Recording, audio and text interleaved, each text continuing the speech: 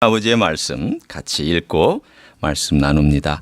말씀은 요한복음 21장 18절부터 23절 보겠습니다. 함께 교독합니다. 요한복음 21장 18절부터 23절입니다. 21장 18절부터 23절 교독합니다. 내가 진실로 네게 이르노니 네가 젊어서는 스스로 띠띠고 원하는 곳으로 다녔거니와 늙어서는 네 팔을 벌리리니 남이 네게 띠띠우고 원하지 아니한 곳으로 데려가리라. 이 말씀을 하심은 베드로가 어떠한 죽음으로 하나님께 영광을 돌릴 것을 가리키심이로라. 이 말씀을 하시고 베드로에게 이르시되 나를 따르라 하시니 베드로가 돌이켜 예수께서 사랑하시는 그 제자가 따르는 것을 보니 그는 만찬석에서 예수의 품에 의지하여 주님을 파는 자가 누구 오니이까 묻던 자더라. 이에 베드로가 그를 보고 예수께 여짜오되 주님, 이 사람은 어떻게 되겠사옵나이까? 예수께서 이르시되 내가 올 때까지 그를 머물게 하고자 할지라도 네게 무슨 상관이냐? 너는 나를 따르라 하시더라. 이 말씀이 형제들에게 나가서 그 제자는 죽지 아니하겠다 하였으나 예수의 말씀은 그가 죽지 않겠다 하신 것이 아니라 내가 올 때까지 그를 머물게 하고자 할지라도 네게 무슨 상관이냐 하신 것이로라. 아멘. 사람은 잘 먹어야 삽니다. 잘 살죠? 맞습니까? 건강하게 먹어야 또 건강하게 삽니다. 예. 맛있게 또 마음에 맞는 사람들하고 음식을 먹으면 다 건강한 삶을 살아갈 수 있는 그러한 완벽하지는 않아도 조건이 될 것입니다. 우리는 이 건강에 대하여 신경을 많이 쓰고 또 먹는 것이 얼마나 그 사람의 삶의 질을 결정하는지 잘 압니다. 그걸 어떻게 아느냐? 평소에는 건강할 때는 모르다가 병원에 한번 탁 하고 입원하고 나면 먹는 것이 이렇게 소중하구나 라는 것을 압니다. 또 잘 먹는 것이 얼마나 소중한지를 압니다. 제가 병원에 2007년도에 그리고 그 색전수를 받으면서 일주일 입원하고 또 치료받고 하다가 2011년도에 수술을 받기 위해서 병원에 한 달간 수술을 받고 있었을 때 정말 병원 밥 먹는 것이 그렇게 고역인 줄 몰랐습니다. 모래알을 씹는 것 같은, 그러나 살기 위해서는 먹어야만 하는 그러한 긴 시간을 보낸 적이 있습니다. 그리고 퇴원을 딱 해서 집에 돌아왔는데 아내가 제가 앉아있는 식탁에 앉아서 이렇게 기다리고 있을 때 된장찌개를 맛있게 보글보글 끓여가지고 반찬과 함께 식탁에 탁 놓고 밥을 또 따끈따끈하게 해서 탁 놨는데 저도 모르게 눈에서 눈물이, 닭똥 같은 눈물이 뚝뚝뚝뚝 떨어졌습니다. 얼마나 사나이가 창피하게 눈물을 흘리고 있었는지. 그러니까 아내가 저의 그런 모습을 보고 얼마나 당황했겠습니까? 언젠가 제가 한번 얘기한 적도 있을 것 같은데 제 옆에 오더니 저를 등을 딱딱 두드려 주더니 애 두드리듯이 이렇게 딱딱 두드려 주고 그렇게 쓰다듬어 주더니 여보, 걱정하지 마. 내가 밥 계속 잘 해줄게. 그 이후로 그때가 2011년도 6월 달이었어요. 거의 6년 전입니다. 제가 요 날짜쯤 수술을 받았고 그리고 한 달 후에 퇴원을 해서 제가 첫 밥을 얻어 먹었으니까 그 이후로 6년 동안 그야말로 약속을 잘 지켜줘서 밥 잘 해줬습니다. 잘 먹고 잘 건강하게 회복을 했습니다. 저는 밥상을 대할 때마다 그리고 간단하게 기도할 때마다 그런 생각들이 제 뇌리 속에서 잘 떠나질 않습니다. 오늘 내가 이 밥을 먹는 게 얼마나 감사하냐. 간단한 걸 먹든 만찬을 먹든 그게 상관없습니다. 저에게는 그날 먹는 그 한 끼가 그때의 내가 2011년 6월달 와서 처음 먹었을 때 그 감격이 사실은 그때만큼은 아니라 할지라도 제 뇌리 속에 이렇게 심겨져 있어서 음식을 볼 때마다 감사가 있습니다. 야, 먹을 수 있구나. 내가 소화할 수 있구나. 내가 이걸 먹고 건강을 회복했구나. 그런데 여러분, 우리는 이렇게 육체의 건강과 육체 먹는 거에 대해서 민감하게 알고 민감하게 반응하는 것 우리 느낍니다. 영혼도 똑같습니다. 하나님께서 우리를 처음 지으셨을 때 육체를 지으시고 주님께서, 저는 예수님께서 직접 그렇게 하셨다고 믿고 있는 사람인데, 예수님께서 우리의 코에 대고 그분의 입김을 후 하고 집어넣었을 때 우리가 생명이 되었습니다. 그러면 생명이 되었으면 우리가 어떻게 살아야 되는지에 대한 분명한 메시지가 거기 있습니다. 너 내 생명으로 안 살면 너 죽는다. 그 뜻이죠. 단순히 육체뿐만이 아니라 우리 영혼도 주님의 생명을 안 먹으면 죽는다는 거죠. 그런데 우리가 죽었잖아요. 죄를 져서 죽었잖아요. 그러다가 우리가 십자가의 은혜로 깨끗하게 용서받고 다시 회복되어서 주님의 사람이 되어서 새 주님의 하나님의 형상을 입었는데, 그러면 나 하나님의 형상을 이제 입었으니까 나는 그렇게 매일매일 안 먹어도 살 수 있다, 그렇게 말할 수 있을까요? 아니요. 우리가 매일 한 끼 한 끼 밥을 먹고 간식도 먹고 물도 마시고 사는 것처럼 매 순간 주님의 빛과 생명을 먹지 아니하고는 우리 영혼은 목마르거나 배고파서 살 수가 없습니다. 그런데도 많은 그리스도인들이 잘 삽니다. 용서하고 들으세요. 지금 여기 있는 분들을 얘기하는 게 아니라 일반적인 그리스도를 얘기하는 거예요. 우리의 생명이 예수님의 생명을 안 먹고도 너무 잘 살아요. 기적적으로 너무 잘 살아요. 특이하게 너무 잘 살아요. 이건 이상한 거 아니겠습니까? 내가 예수님의 빛과 생명이 없이도 그렇게 잘 산다는 게 그 기적이, 이상한 기적이죠. 오늘 주님께서 요한복음 21장 우리가 지난 시간에 했었던 그 이야기를 다시 끄집어 와서 한번 우리가 반복학습하고 나아가려고 합니다. 왜 주님께서 베드로에게 3번이나 사랑하느냐라고 물어보셨을까? 단어에 신경 쓰지 마시고, 헬라어로 그게 아가페냐 필레오냐 그 신경 쓰지 마시고, 중요한 핵심은 뭐냐면 너 내 사랑 먹지 아니하면 너 사역할 생각하지 마라, 그 뜻이에요. 내 생명에 기반을 두지 아니하고 너 사역할 생각하지 마라. 그래서 주님은 내 사랑, 주님을 향한 사랑을 고백하게 만드신 다음, 그리고 내 양을 먹이라, 내 양을 치라, 그렇게 먹이라 3번이나 비슷한 말로 말씀해 주셨습니다. 이 3번 나와 있는 먹이다, 치다, 먹이다라는 말은 다 동의어죠. 그러니까 뭐 이 단어의 뜻이 뭐냐? 사실은 제일 중요한 게 먹는 거 아니겠습니까? 그렇죠. 먹는다는 말 속에는 다양한 것들이 들어있으니까 먹기 위해서는 공급이 돼야 되고, 안전도 지켜져야 되고, 마음도 평안해야 되고, 먹기 위해서는 인도도 받아야 되고, 또 그 전체의 광범위한 개념으로 따지면은 친다, 치리한, 친다, 셰퍼딩이라고 하는, 양을 친다라고 하는 그 셰퍼딩이라고 하는 그런 말로도 우리가 포함이 되는, 바로 오늘 본문에 있는 내 양을 먹이라 라고 하는 그 말씀이 여기 그대로 들어있을 것입니다. 이 말씀을 들었기 때문에 초대교회 사도들도 주님의 그 양을 먹이기 위해서 정말 최선을 다했고 정신 차렸습니다. 사도 바울이 그가 예루살렘에 가기 전에 에베소 교회를 장로들을 불러놓고 부탁한 말씀이 뭘까요? 이 말씀입니다. 양떼 지켜라. 양떼 제대로 치라. 그게 사도 바울이 에베소 장로들을 불러다 놓고 마지막 유언처럼 부탁한 말이었습니다. 주님도 요한복음 21장에서 베드로와 사도들 앞에서 7명 앞에서 내가 너에게 부탁한다. 네 사랑 가지고 양떼들 잘 쳐야 된다. 정신 차리고 쳐야 된다.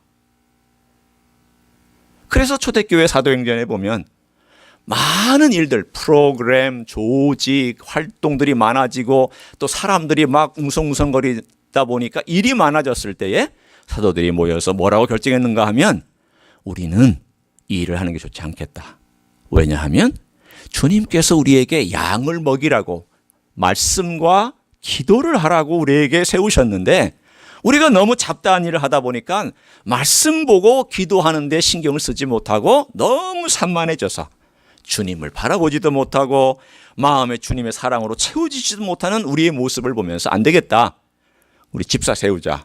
그래서 집사가 세워진 거 아니겠습니까? 중요한 것은 거기에 있습니다. 주님의 양떼를 먹이기 위해서 애썼는가, 그리고 수고하는가, 그것을 주님께서 오늘 본문 가운데 묻고 계셨습니다. 가만히 이러한 일들을 생각해 보니까 교회 조직, 프로그램 또는 시스템 있어야 됩니다마는, 그러나 그것이 앞설 수는 없습니다. 말씀과 기도 외에는 하나님의 기적이 나타날 수가 없기 때문입니다. 이것은 사도들에게 주신 말씀이기도 하지만, 또는 교회 목회자에게 주신 말씀이기도 하고, 동시에 가정을 이끌고 있는 가장에게도 주시는 말씀이기도 하고, 또 교회의 한 모임을 이끌고 있는 책임자들에게 주시는 말씀이기도 합니다. 저는 이 말씀을 생각하면서 하나님께서 제 삶 속에서 얼마나 나를 마음 안타깝게 생각하셨을까. 제가 2007년도, 아까도 제 서두 부분에 얘기했지만 2007년도에 암을 발견하고 난 다음 치료받는 과정 속에서 제가 새벽 기도를 잘 못했습니다.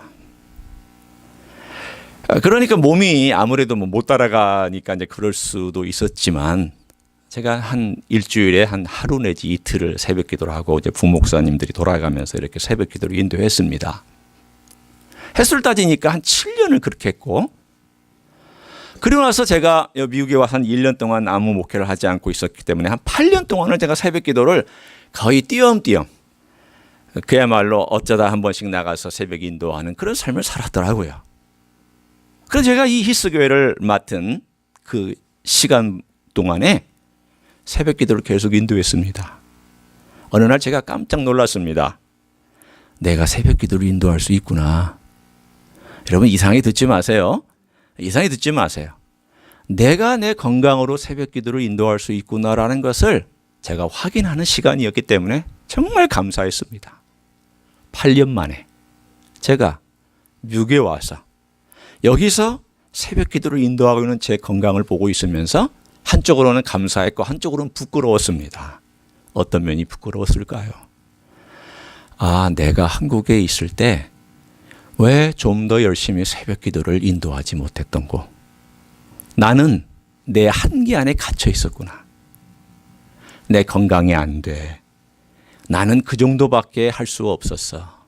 라고 하는 그 한계에 갇혀서 내가 왜 좀 더 성도들을 위하여 기도하지 못하고, 내가 그때 목회하는 그 현장에서 내 성도들을 위하여서 내가 정말 더 시간을 내어서 기도하지 못했던 거 회개하고 있습니다.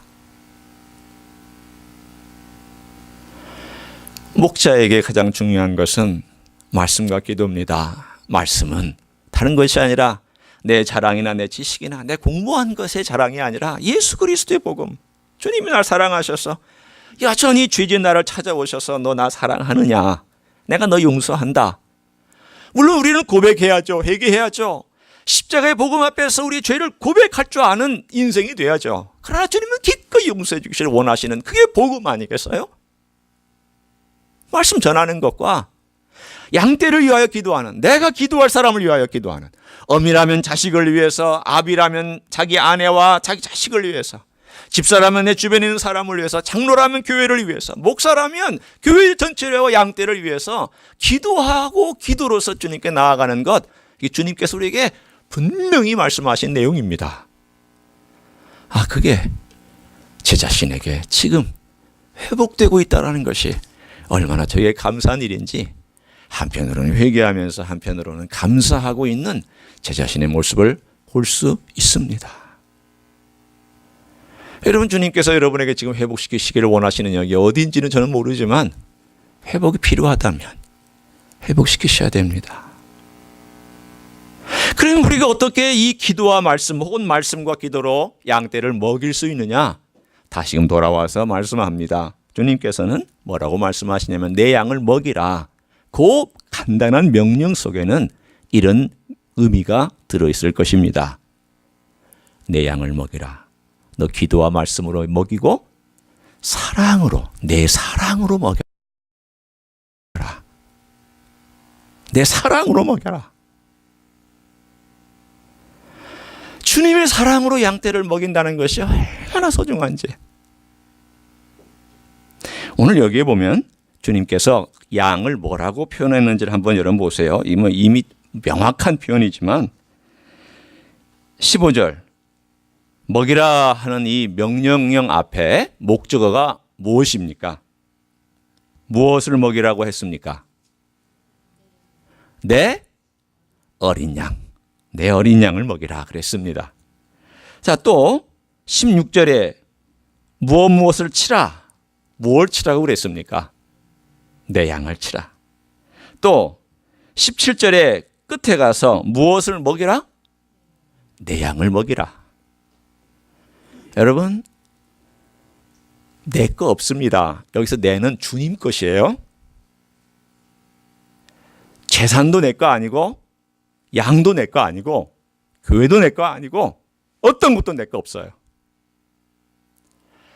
제가 교회가 발전하고 한국에서 교회가 성장하고 교회 건축하고 교회가 하고 양해하고 들으세요. 제가 아픈 가운데도 교회가 성장했어요. 그래서 저는 하나님의 은혜라고 얘기했지만 제가 가만히 뒤를 돌아다보고 생각하니까 내가 이것을 하나님의 은혜라고 얘기하면서 얼마나 내가 교만했었던가. 왜냐하면 비교하면서 교만했고 비교하면서 내 자신이 얼마나 우월함을 느꼈던가라고 하는 것까지도 느꼈습니다. 여러분, 교회가 성장하다 보면 목회자가 CEO가 됩니다. 목회가 안정되면 목회자가 CEO가 됩니다. 기도 없이 교회 굴러갑니다. 기도 열심히 안 해도 이러한 사람이 생겨나니까 교회가 굴러갑니다. 그러다 보면 목회자는 점점 사랑이 없어지고 교회를 조직과 시스템과 사람들이 일하는 것들로 운영해 가기 시작합니다. 프로그램이 왕이 되고 제자훈련 제도가 왕이 되고 그리고 시스템이 왕이 되고 예수님의 생명은 점점 사라지고 목사의 간절한 기도와 간절한 호소는 땅에 떨어져서 없어져 버리고 맙니다. 우리의 생애도 그렇습니다. 내가 가난해졌을 때 주님께 얼마나 간절하게 기도했습니까? 내 직업이 없을 때 주님 앞에서 얼마나 호소하며 일 달라고 기도했습니까? 내 지갑이 떨어져서 아무것도 돈이 없을 때 주님 채워달라고 얼마나 기도했습니까? 여러분, 그때 눈물로 기도한 여러분의 기도가 있었을 거예요. 이 좀 먹고 살만하니까 내 어떻게 살아갑니까? 그냥 별 문제 없이 살아가잖아요. 그냥 걸어가잖아요.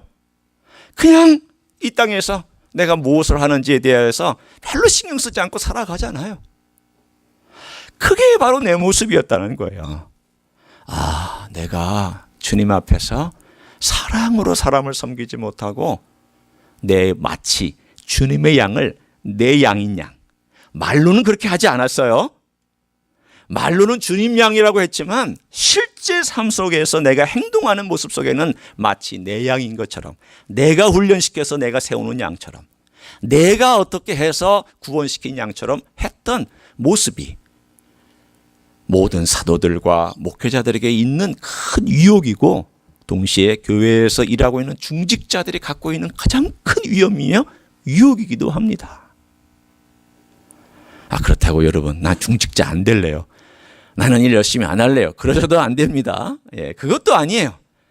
주님은 발전하는 걸 원하시기 때문에 우리의 삶 가운데는 계속해서 주님의 뜻하신 바를 따라서 성장하고 발전을 해야만 합니다. 그렇다면 우리가 어떻게 하여야 주님의 일을, 양을 먹이고 양을 치고 양을 돌보는 가정에서나 또는 내 이 교회에서 일을 할 수 있을까? 중요한 것은요, 주님의 사랑을 구하셔야 돼요.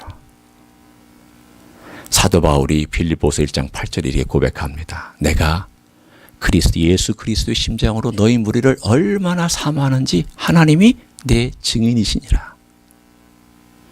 내가 예수 그리스도의 심장으로 너희 무리를 얼마나 사모하는지 하나님이 내 증인이시니라. 왜 이런 말을 할까요? 사도 바울이 사랑이 뛰어난 사람이었을까요? 제가 볼 때 사도 바울은 면도칼 같은 사람이었습니다. 의지적인 사람이었습니다. 정확한 사람이었습니다. 실패를 용납하지 못했습니다. 1차 전도여행 때 마가하고 같이 갔다가 마가가 도중에 돌아가자 나중에는 칼같이 잘라버렸습니다. 너 같은 헌신되지 않은 존재는 자격 없다. 그러면 나중에 물론 마가도 회복됐지만 그의 생애 마지막에 마가가 내게 필요하고 유익하니 마가를 데려와라. 이렇게 예비합니다. 이 과정 속에서 그가 어떻게 변했는가를 가만히 추적해 보면 사도 바울의 생애 가운데 고난, 아픔, 교회로부터 받는 배반, 고린도 교회가 가져온 그 상처, 이런 모든 과정 속에서 그가 여유와 관용과 사랑과 사람에 대한 이해와 사람을 포용하는 능력이 넓어졌다는 것을 알 수가 있습니다. 사도 바울은 기도했을 거라고 저는 생각합니다. 주님, 제가 주님의 사랑으로 사랑을 하게 해주세요. 제 사랑으로는 안 됩니다. 제 사랑으로는 용서하기도 힘들고 용납하기도 힘듭니다. 주님, 제 사랑, 제가 아무것도 아닙니다. 주님의 사랑으로 저를 채워주시기를 원합니다. 그래서 그가 이렇게 얘기하는 거예요. 여러분, 하나님을 증인 삼을 정도의 사랑은 내 사랑은 뭐 그렇게 못해요. 내가 하나님을 증인 삼을 정도로 그렇게 사랑할 수 있다고 말할 사람은 아무도 없어요. 어떤 사랑만이 하나님을 증인 삼을 수 있느냐? 예수 그리스도의 사랑만이 하나님을 증인 삼을 수가 있어요. 바울은 얘기하잖아요. 내가 예수 그리스도의 심장으로 너희 무리를 얼마나 사모하고 사랑하는지 하나님이 내 증인이시다고 배웠던 거죠. 그렇기 때문에 빌립보서 1장 9절에 그는 이렇게 기도합니다. 내가 기도하노라 너희 사랑을 지식과 모든 총명으로 점점 풍성하게 하사. 기도하고 해주는 거예요. 빌립보 교회를 위해서 기도할 때 너희 사랑을 지식과 모든 총명으로 점점 더 풍성하게 하사. 무슨 뜻일까요? 첫째는 사랑은 기도하고 간구해야 돼요. 사도 바울이 빌립보 교회를 위해서 기도하고 간구했던 것처럼 사랑은 간구해야 됩니다. 내게서부터 나오지 않아요. 스스로 발전해서 생기는 것이 아니라 주님이 주셔야 되는 거예요. 두 번째는 그 사랑을 주셨으면 개발해서 계속 주님 앞에서 내가 어디가 부족한지, 왜 사랑을 못하는지, 왜 나는 이렇게 해도 어리석은 인생인지를 알고 주님 앞에 계속 회개하면서 고쳐나가는 거죠. 제가 목회하면서 봤던 중에 제일 고약한 사람이 어떤 사람이냐면 자기 자신의 잘못을 인정하지 않는 사람이 제일 고약해요. 저같이 포함해서 얘기하는 겁니다. 나는 잘못 없어. 나는 실수한 거 별로 없는데 저 사람 때문에 그래. 저 사람이 문제를 일으키니까 내가 그렇게 피해를 받고 저 사람이 저렇게 하니까 내가 그렇게 반응할 수밖에 없었다라고 얘기하는 사람들 치고 발전하는 사람 못 봤어요. 똑같아요. 자기는 절대 실수한 게 없어요. 어떤 경우는요 너무 착해요. 그래서 자기는 실수한 게 없대요. 여러분, 세상에 제일 완악하고 제일 괴팍한 게 뭔지 아시죠? 자기가 변화가 필요 없다라고 느끼는 사람. 제일 교만하고 제일 완악하고 제일 괴팍한 죄인이에요. 제가 그랬으니까. 그런데 내 삶 가운데서 내가 얼마나 사랑이 없는 사람인가를 알고 나서는 아, 나는 사랑이 없구나. 나는 정말 사랑이 없구나. 나는 사랑이 없구나. 나는 쉽게 용서하지 못하는구나. 나를 그렇게 힘들게 했던 사람들을, 여러분 아니에요. 고민하지 마세요. 우리 중에 누가 목사님을 힘들게 했나. 제가 한국의 목회를 얘기하는 거예요. 아, 사람들 내가 쉽게 용서를 한다고 얘기를 했지만 여전히 내 마음에 남아서 그 가시가 나를 괴롭힐 때마다 힘들었던 그 마음이 내가 쉽게 용서를 했다고 하는데 왜 여전히 그 사람이 이렇게 껄끄럽게 남아있지? 그게 뭘까요? 내가 fully 용서하지 못했다는 뜻이기도 하고 내가 뭔가 지금 마음속에 아직도 내가 마음속에 이것이 남아있다는 뜻이기도 해요. 사랑이 없다는 것을 알아요. 그러다 보니까 주여 저에게 사랑을 주세요. 그리고 제 자신이 얼마나 사랑을 하지 못하는 것을 깨닫고 사랑할 수 있게 해주세요. 제가 변하기를 원합니다. 제가 주님 앞에서 사랑으로 섬기기를 원합니다. 주님의 사랑 외에는 우리가 이 땅 위에서 용서하고 사랑하고 덮어주고 관용하고 정말 받아줄 만한 그런 일을 할 수 없습니다. 주님의 사랑을 구하시고 내가 그 사랑을 하지 못한다면 주님 앞에서 주님, 제가 지혜와 총명을 주셔서 어느 영역에서 제가 부족한지를 깨닫고 그 영역에서 제가 주님께 기도하면서 노력하고 애쓸 수 있도록 도와주세요. 도와주세요. 도와주세요. 사람마다 약한 영역이 있거든요. 그 영역을 위해서 기도하셔야 돼요. 변화받으셔야 돼요. 변화받지 않은 영혼, 제일 불쌍한 영혼이에요. 사탄이 노리고 있는 제일 큰 전략, 특별히 미국에 있는 성도들에게, 특별히 한국의 그 자본주의에 물들어 있는 성도들에게 제일 큰 전략 뭘까요? 그 정도면 됐어. 그 정도만 해. 너무 가까이 주님 따르려고 하지 말고 그 정도만 해. 너무 사랑하다 보면 상처받거든. 너 너무 헌신하면 아프거든. 그 정도만 해. 그 정도만 해. 사탄이 우리에게 끊임없이 우리의 귀에 속삭이는 소리가 뭐냐면 그 정도만 해. 너 사랑 그 정도만 해. 너 헌신 그 정도만 해. 교회활동 그 정도만 해. 너 그 정도만 해. 그 정도만 해. 나 그 정도 하면 천국 가. 문제 없어. 너 그 정도만 하면 너 당상이야. 아닙니다. 주님을 아는 것은 그 정도만 해서 멈추는 것은 주님을 모르는 일입니다. 이 세상에 생명이 발전하지 아니하면 생명은 죽게 되어 있고, 이 세상에 생명이 역사하지 아니하면 그 생명은 추락하게 줄어들게 되어 있습니다. 내 영혼도 마찬가지예요. 서두에 말씀드린 것처럼 내 영혼이 주님 앞에서 발전하고 주님을 따르고 주님 앞에 나아가는 그 일이 내 삶 가운데서 가깝게 이루어지지 아니하면 줄어들게 되어 있고, 잘못하면 죽게 되어 있어요. 오늘 주님은 말씀합니다. 너 나 사랑하지? 그럼 그 사랑 가지고 내 양 먹여라. 너 기도하고 말씀 가지고 부지런히 먹이되 내 사랑 가지고 먹여라. 저는 여러분이 그렇게 살기를 주님의 이름으로 축원합니다. 이 얘기를 다 했더니 베드로가 주님이 그 다음에 이런 말씀을 하셨어요. 얘네 젊어서 네가 스스로 띠뛰고 다녔다. 이제 나이가 들어서는 남들이 네 팔을 벌리고 띠뛰고 너 데려갈 것이다. 이 말은 베드로가 어떻게 죽을 것인가에 대한 주님의 예언의 말씀이기도 했어요. 요한이 이 요한복음을 썼을 때에는 베드로는 이미 순교했을 때예요. 그러니까 주님이 이 말씀을 하실 때에는 제자들에게 무슨 말인지를 이해를 못했던 거죠. 그러나 요한은 그게 무슨 말인지를 알았기 때문에 19절에 이 말씀을 하시면 베드로가 어떠한 죽음으로 하나님께 영광을 돌릴 것을 가르치심이 이르라. 이미 요한은 베드로가 순교해서 죽은 이후에 20년이 지난 다음에 이 복음서를 쓴 거예요. 그러니 벌써 한 세대는 아니지만 상당히 시간이 흐르고 나서 이 복음서를 쓰고 있는 거죠. 이게 무슨 뜻인지를 이제는 알았던 거예요. 20년이 지난 다음에서야. 베드로도 몰랐고 요한도 잘 몰랐고 주변에 있는 사람들도 몰랐어요. 그리고 나서는 나를 따르라 그랬더니 자 이제 20절부터 재미있는 현상이 나타납니다. 20절 한번 보세요. 베드로가 돌이켜 예수께 사랑하시는 그 제자, 예수님이 사랑하시는 그 제자는 누굽니까?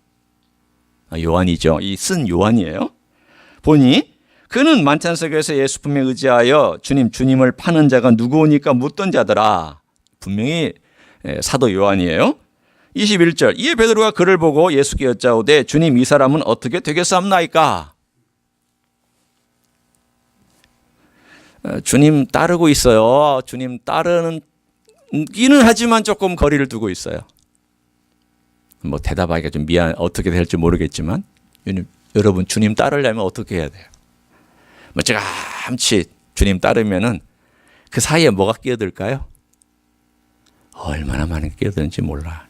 여러분이 내가 지금 가는 집도 모르고 방향도 모르는데 앞차 따라가고 있어요. 근데 차 한 대 끼어들기 시작하면 몇 대 끼어들죠? 여러 대 끼어듭니다. 내가 한번 양보하기 시작하면 차들이 계속 끼어들어 가지고 나중에는 내가 따라가야 될 차가 어디 있는지 몰라요. 그러니까 사실은 내가 잘 모를 때에는 어떻게든지 앞차 보고 부지런히 잘 쫓아가야 돼요. 조심하면서. 그래야 앞차 안 놓치고 내가 따라갈 수가 있어요. 오늘 여기에 주님께서 오늘 레슨 한 가지를 베드로에게 주시는 거예요. 베드로하고 사랑 얘기했어요. 베드로가 주님께 집중했어요. 주님 말씀 너무 좋고 용서해 주신 게 좋고 다시금 사도직을 해보시기 너무 좋아요. 주님께 집중했죠. 그런데 금세 누구한테 집중하고 있는 거예요? 자기 옆 사람한테 집중하고 있어요. 뭐가 끼어들었어요? 베드로의 오지랖 넓은 성격이 끼어들었어요. 베드로의 적극적인 성격이 끼어들었어요. 누구보다 앞서가는 성격이죠? 때로 주님보다 앞서가는 그의 적극적이고 그의 또는 좋은 말로 표현하면 긍정적이고 때로는 모든 걸 먼저 하려고 하는 그런 성격이 끼어들었잖아요. 끼어들어가니까 주님께서 뭐라고 말씀하냐면 네가 올 때까지 그를 머물게 할지라도 네게 무슨 상관이냐 라고 말씀하시면서 그 뒷부분에 주님 뭐라고 하셨습니까? 이게 중요합니다. 너는 나를 따르라 이렇게 말씀하셨잖아요. 너는 나를 따르라. 이 말씀 무슨 말씀이에요?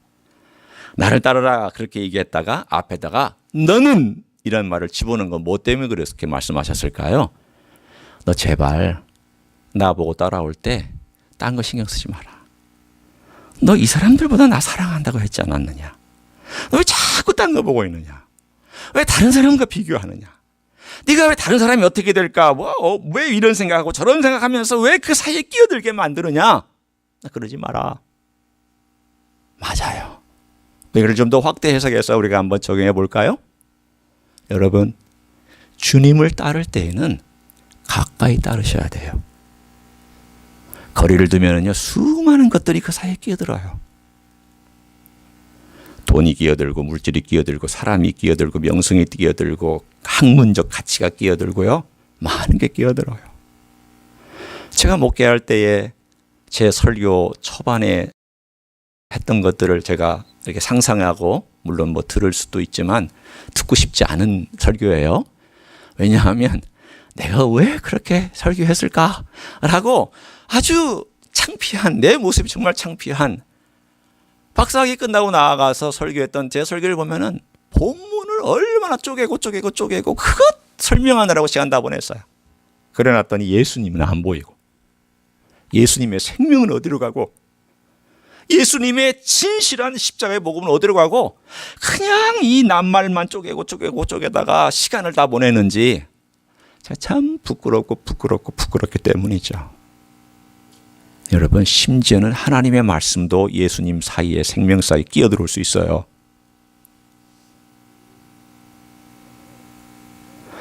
기도도 마찬가지예요. 내 욕심으로 하는 기도나 내 욕망을 따라하는 기도나 내가 하나님의 뜻에 합당하지 않은 기도를 계속해서 고집부리면서 하고 있다면 주님과 나 사이는 점점 멀어지기 시작해요.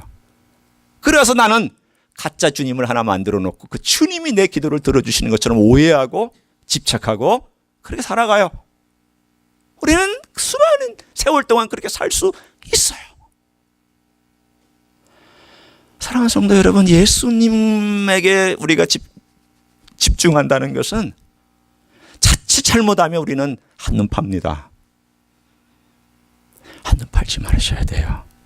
어떻게 하여야 한눈 팔지 않을까요? 예수님의 음성을 들을 정도로 가까이 계세요.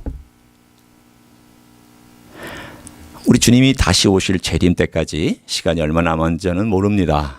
우리 생에 오시면 저는 참 좋겠고 또 우리 죽은 다음에 오셔도 그건 우리가 어쩔 수 없는 거지요. 그러나 우리가 주님을 따라갈 때 지금은 주님을 따라갈 때 주님이 음성이 조용히 들립니다. 앞으로 주님이 재림하실 때에는 천사장의 우렁찬 소리와 주님의 그 음성은 이 세상을 쩌렁쩌렁 울리는 소리가 될 것입니다. 그러나 그때가 될 때까지는 주님의 음성은 조용히 들립니다. 쩌렁쩌렁한 소리로 들리는 게 아니라 조용히 들립니다. 세미하게 들립니다. 그렇기 때문에 주님의 곁에 가까이 가서서 주님이 뭐라고 말씀하시는가 귀를 기울이고 눈을 초점을 맞추고 주님께 마음을 들여서 그 주님께 집중하지 아니하면 우리는 듣지 못합니다. 가까이 늘 쫓아가세요. 만약에 내가 하루 살면서 예수님의 이름을 한 번도 부르지 아니하고 하루를 보냈다면 밤에 돌아와서 의도적으로 예수님의 이름을 부르세요. 나 아침에 일어나서부터 가만히 보니까 내가 예수님의 이름을 한 번도 생각도 안 하고 부르지도 않았네. 뭘까요? 벌써 멀어졌다는 거예요. 그럼 어떻게 해야 돼요? 밤에 자리에 엎드려서 혹은 책상에 앉아서 주님 죄송해요. 제가 하루 동안 주님 한 번도 생각도 안 하고 주님의 이름 한 번도 부르지도 않았고 그냥 보냈습니다. 용서해 주세요. 여러분, 주님을 따르지 않는 죄가 얼마나 큰지, 내가 주님께 집중하지 않는 죄가 얼마나 막강한 죄인지, 주님께 순종하지 아니하고라가는 내 삶의 그 모습이 얼마나 사슬과 같은지, 무당의 죄와 같은지, 내가 순종하지 않는 것이 얼마나 괴악한 사악한 일인지에 대하여 알고 주여 용서해 주세요. 용서해 주세요. 가까이 따르셔야 돼요. 그 외에는 생명에 얻을 길이 없어요. 다른 걸로 제발 채우지 마시고, 이 세상에 좋은 것들 많지만 그걸로 채우지 마세요. 이 세상에 좋은 먹을 것도 많지만 그걸로 채우지 마세요. 입 좋은 옷들 많지만 채우지 마세요. 여러분 보니까 다 평준화 되더라고요. 양로원 가니까 유명한 목사님도 다 거기서 거기. 양로원 가니까 뭐 돈 많은 분은 좀 좋은 양로원, 좀 평준한 평범한 양로원, 그 차이 다 똑같아요. 그 화려한 외모 똑같아요. 주사님 화려한 외모, 화려한 거 다 지나가더라고요. 뭐가 제일 소중할까요? 예수님 얼마나 사랑하고, 예수님과 얼마나 나누고, 예수님과 얼마나 내가 가까이 모시고 살았고, 예수님 말씀에 순종에 관한 그것만 남고, 그것이 가장 소중한 보물이고, 그것 때문에 내가 저 천국에 가서도 칭찬받고 상급받고 주님이 인정받고 착하고 충성된 종이라고 그렇게 제가 주님 앞에서 쓰드머짐을 당할 겁니다. 그 외에는 다른 거 없습니다. 혼돈하지 마세요. 미국 땅에 살고 있을 때 축복과 번영에 눈멀지 마시고, 성공과 출세에 눈멀지 마시고, 돈과 화려한 차들 때문에 눈멀지 마시고, 큰 집과 좋은 것 때문에 눈멀지 마시고, 화려하고 수려한 인생들 때문에 눈멀지 마시고, 그 사람들이 가지고 있는 것들 때문에 눈멀지 마시고, 주님 제가 저런 것들 때문에 눈멀지 않게 해주세요. 가난하도 좋사오니 주님만 모시고 잘 살게 해주세요. 주님 축복 주시면 제가 누리고 좋은 일 하지만, 설사 가난하다 할지라도 제가 주님 열심히 모시고 가까이 모시고 살기를 원합니다. 돈이 만약 그 사이에 끼어들어서 저를 주님으로 떼어낸 것 같으면 돈 주지 마세요. 그렇게 기도하셔야 돼요.